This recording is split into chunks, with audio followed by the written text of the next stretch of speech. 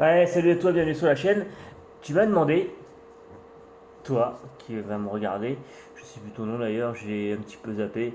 C'est pas que j'ai zappé, mais j'ai pas. Tu vois, les pseudos, les trucs, j'ai pas zappé. Tu m'avais demandé qu'est-ce que c'était ce truc-là. Tu m'avais demandé ça. Tu m'avais demandé en fait, du coup, euh, le moteur brushless. Alors, j'ai pas sous la main un moteur brushless. Non, j'en ai, mais ils sont pas démontés. Donc, du coup, celui-là est démonté. Le moteur brushless est pas démonté, donc je peux pas trop te montrer la chose. Et puis, j'ai pas de vario, non. Du coup, voilà. Bon, c'est pas trop grave. Hein, on va la faire quand même. Donc là, du coup, j'ai pas pris de. Une batterie. Bon, bref. Je cherche une aussi. Ça, c'est une carte de programmation. D'accord. Dedans, tu as toutes les informations ici de la carte de programmation. Sur la carte de programmation. Alors là, tu prêtes pas attention parce que toutes les cartes de programmation B-Wing, en fait, si tu veux, d'accord, ils sont, ça c'est vendu de base avec une affiche concernant un type de vario. Donc, tu vois, par exemple, si tu prends ce variateur là, ça sera pas le même que si tu prends, enfin, variateur, moteur aussi, que tu prends ce moteur là, en fait, du coup, j'ai pas de variateur. Donc, du coup, voilà. Donc, le truc, c'est que chaque variateur, en fait, chaque version, que ce soit un EZ-Run, un Quick-Run ou autre, et bah, la carte de programmation, la fiche, les programmes qu'il y a dedans seront pas les mêmes. Donc là, par exemple, du coup, tu vas avoir, quand tu vas acheter ce Fusion, tu vois, c'est 1800 ou 1200 ou peut-être 3000, 2003. Donc du coup, je sais pas si il est pareil. En fait, ça c'est la version SE et peut-être je sais pas s'il y a d'autres versions S tout court ou E. Bref. Et du coup, quand tu vas l'acheter, tu vas avoir ce petit livre et dedans tu vas avoir la programmation de ton vario qui va t'expliquer en fait dedans, tu vois, tu vas voir en premier temps.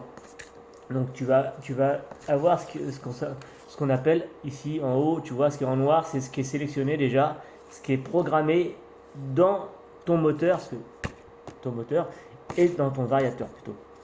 Parce que en fait, le Fusion, le variateur, il est intégré dans ton moteur. Tu n'as pas à te chercher. Bon. Du coup, tout ce qui est en noir, c'est ce qui est programmé. D'accord. Donc, on te dit que tu as la marche avant et la marche arrière. Tu peux inverser. Alors, d'origine, Obi-Wing, ils ont fait une grosse connerie, c'est qu'ils ont inversé le sens de rotation. Donc, du coup, tu es obligé, et je vais le faire, on va le faire ensemble. Tiens, tu vas voir, on va le faire ensemble, de changer la rotation du variateur. Donc là, c'est en premier lieu, c'est le 1. Donc, je l'ai fait. Alors, moi, je l'ai changé. Tu vois, c'est le même châssis que toi. Je l'ai changé via la télécommande, mais on va le faire aussi tout de suite là parce qu'on va remettre la télécommande comme c'était et on va le faire tout de suite. Donc pour le faire, c'est simple. Tu prends ton Fusion, d'accord là, ok. Donc on va brancher la carte de programmation dessus et tu vois, il y a une prise Tamiya, non une prise pas Tamiya, c'est une prise comme ça, donc c'est une prise Futaba, je crois qu'on appelle ça, si je me trompe.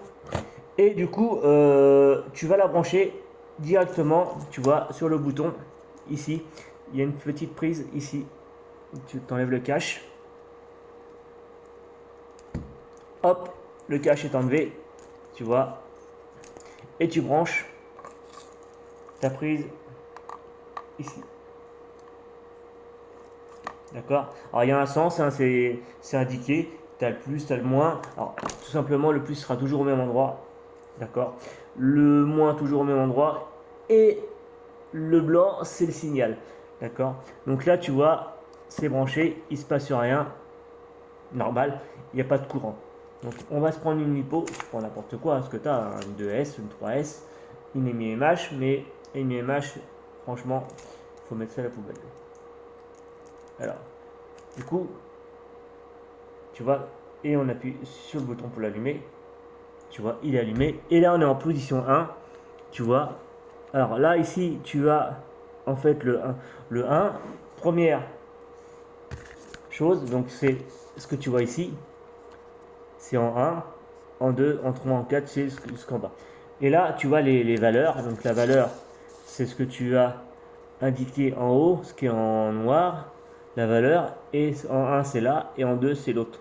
Donc nous, ce qu'on va prendre, c'est qu'on va prendre la deuxième. Donc tu vas cliquer sur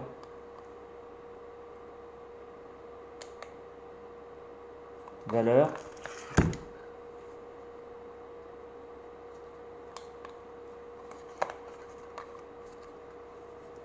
Tu vas cliquer ici, en fait. Tu vois, tu es en 1, tu cliques ici, tu passes en 2, et tu vas le valider.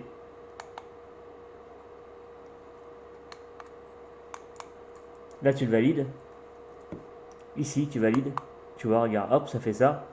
Et tu vas voir que si tu défiles en 2, en 3, en 4, en 5, en 6, et là, tu reviens en 1. Là, on est en 7, 8, 9. Et là, tu reviens en 1, et en 1, il est en 2. Donc, c'est-à-dire que ça a été programmé. Que le numéro 2, il a été programmé. J'espère que tu vois bien, sur la lumière, peut-être pas trop. Ensuite, ce que tu vas avoir, c'est la cellule. Tu vois, en 2 par exemple. Là, ils te disent en 2, c'est la cellule. Est-ce que tu veux que ton fusion, par exemple, il marche que en 2S? Tu dis, moi, je veux que du 2S. Donc, tu le laisses, tu le mets, en fait, tu le branches. Ici, tu le règles pour qu'il soit que en 2S. Ou tu dis, moi, il marche en 3S. Donc, du coup, tu dis, je veux mettre que du 3S. Ou alors, tu te dis, bah, moi, je panache. Un jour, je peux rouler en 2 comme je peux rouler en 3.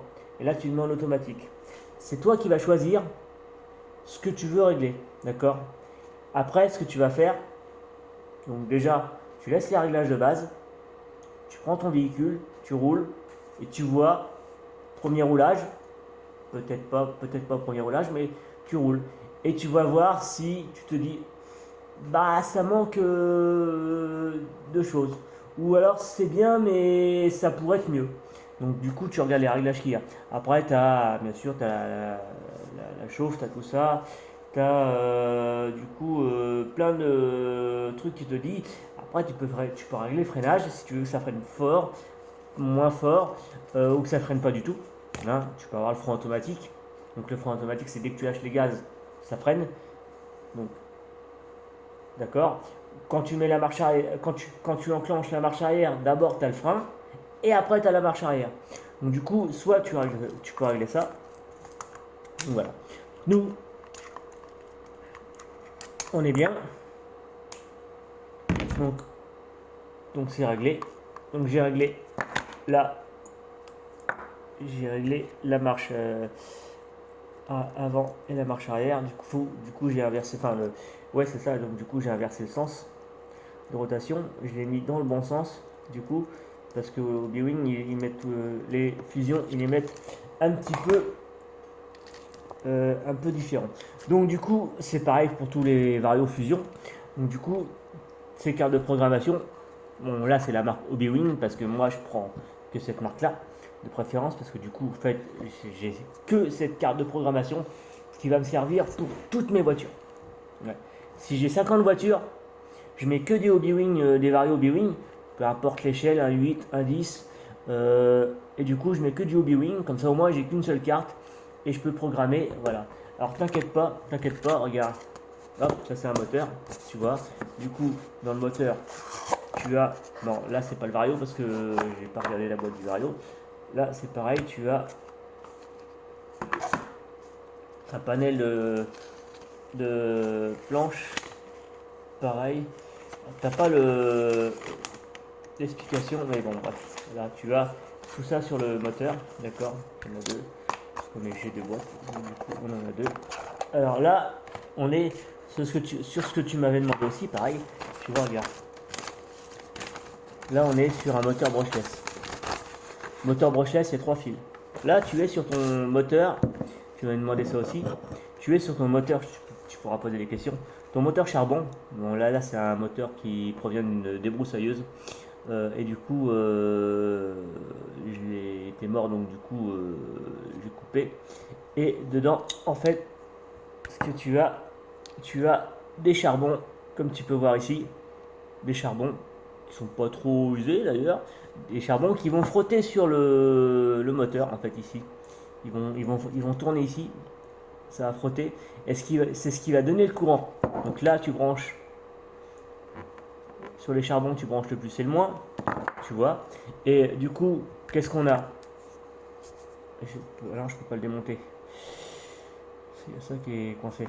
Donc du coup, tu as ici, là, tu vois, tu as les aimants qui sont ici, d'accord, de ton moteur. Donc c'est ce qui va faire la force. Et ici à l'intérieur, ce petit tube là, c'est le bobinage.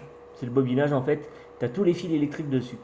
Donc tous les fils de cuivre ils sont enroulés dedans. Et du coup, c'est ce qui fait que c'est ce qui fait que c'est un moteur charbon. Un moteur dit un moteur à balai.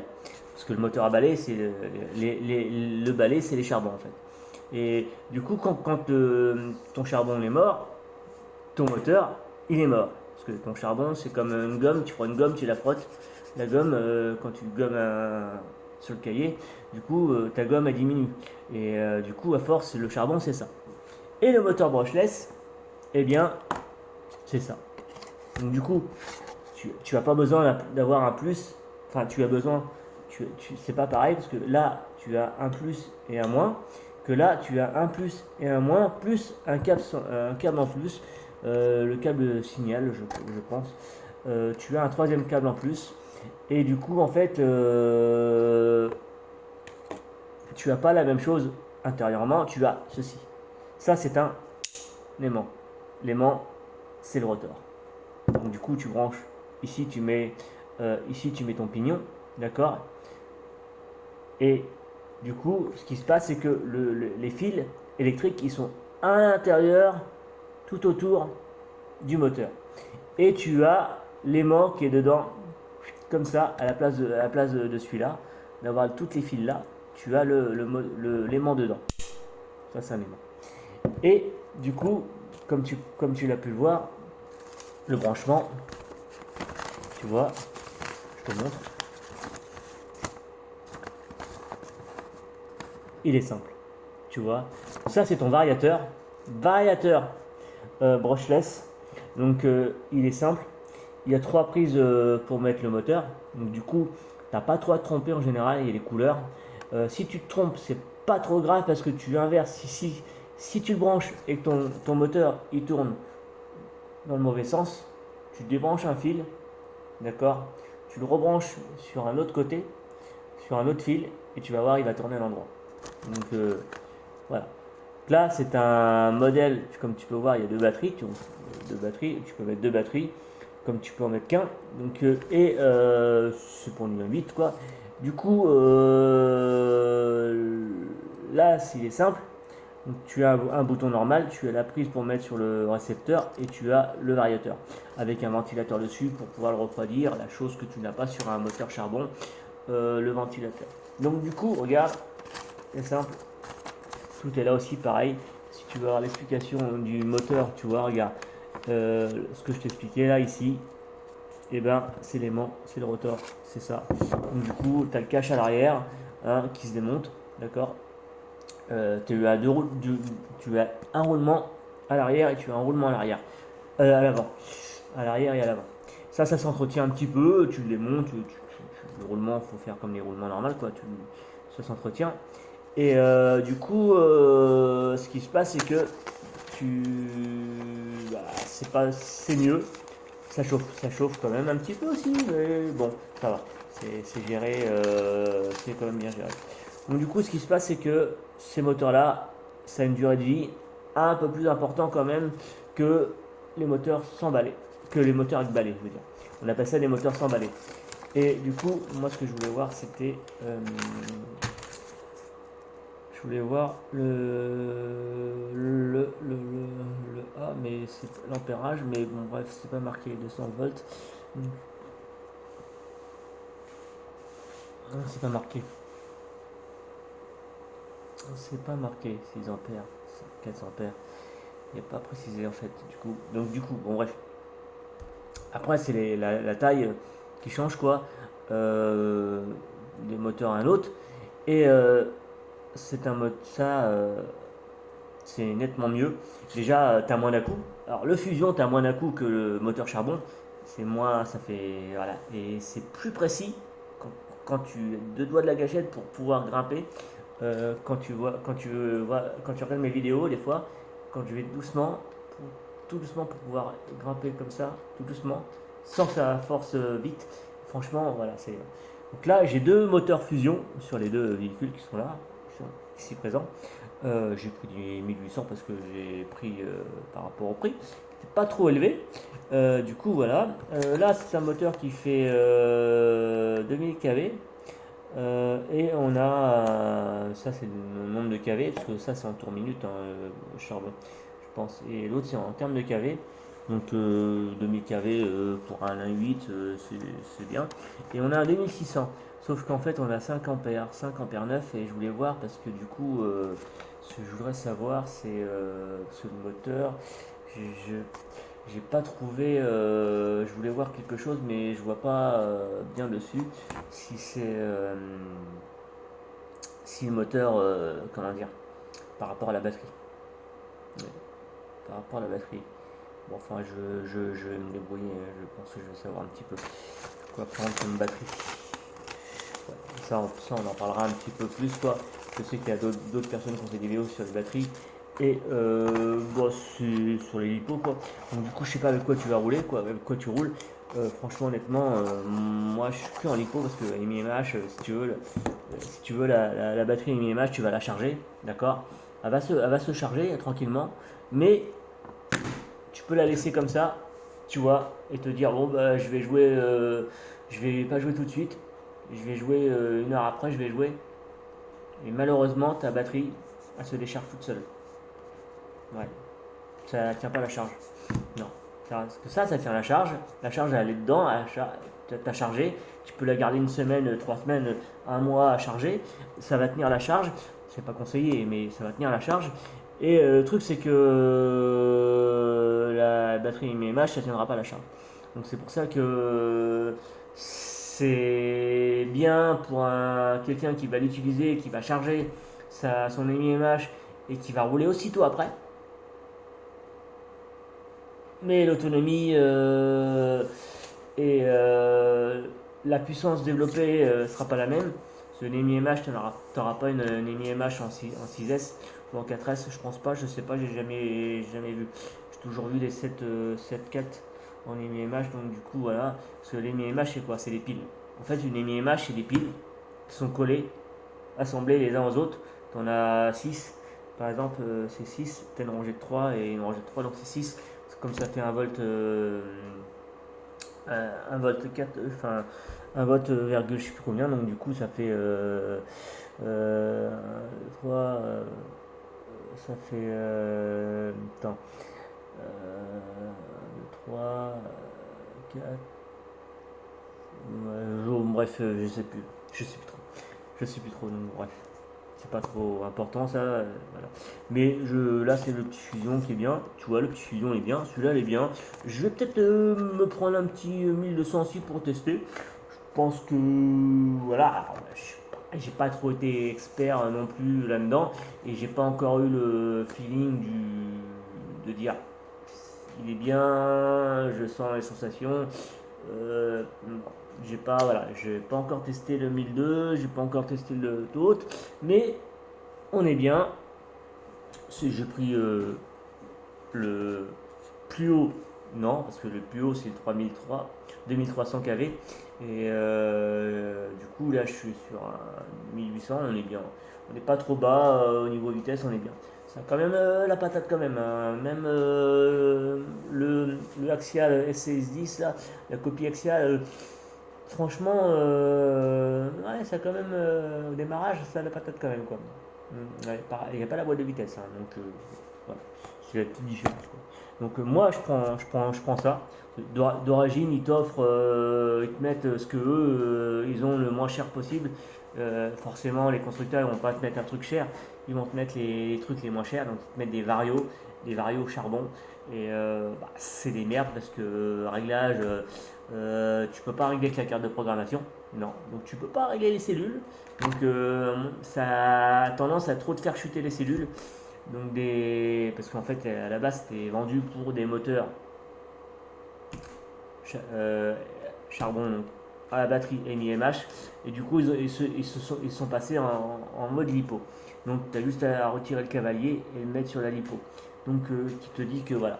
Donc là on a le fusion qui est dessus, d'accord, qui passe bien.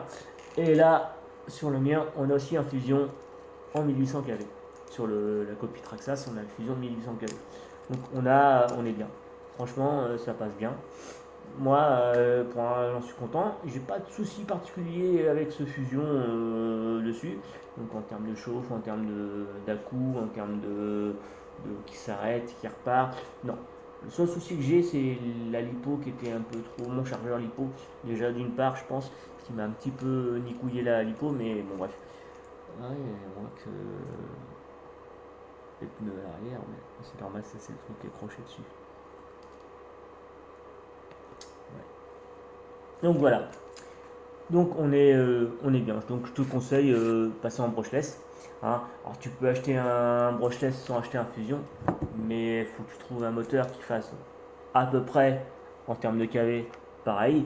Mais là, en fait, le variateur il est intégré dedans. Donc là, tu as le moteur et au cul, tu as le variateur qui est intégré dedans. Ils ont réussi à faire un variateur tout petit qui rentre dans le moteur. Donc, et du coup, il est là. Le variateur est là.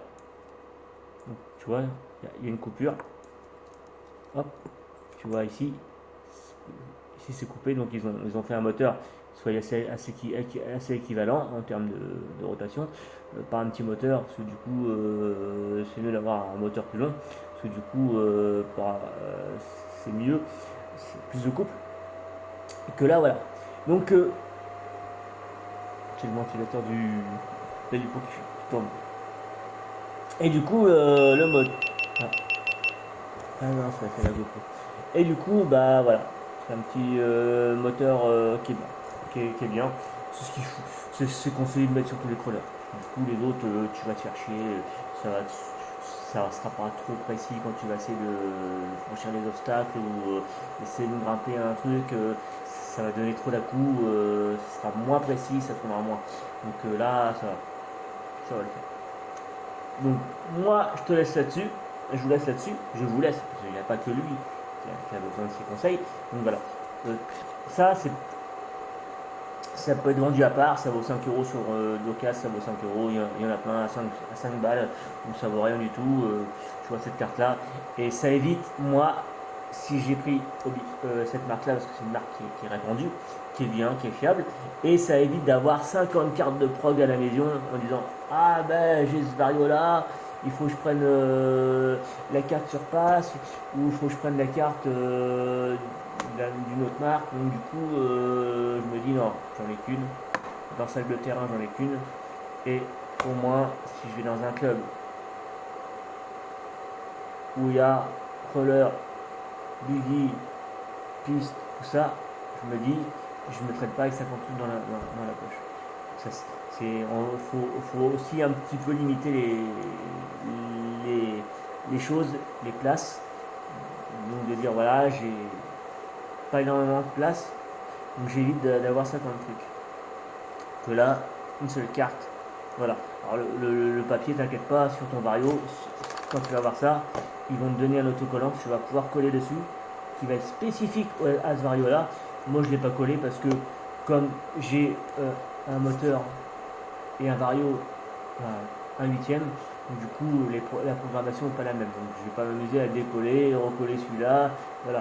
Donc du coup ça me sert à rien, j'ai garde que le papier, comme ça le papier je le mets aussi sur le terrain, parce que des fois le terrain tu te dis bon, on va faire un réglage autre. Ah, du coup voilà, donc moi je vous laisse et je vous dis à la prochaine, allez, salut tout le monde. Thank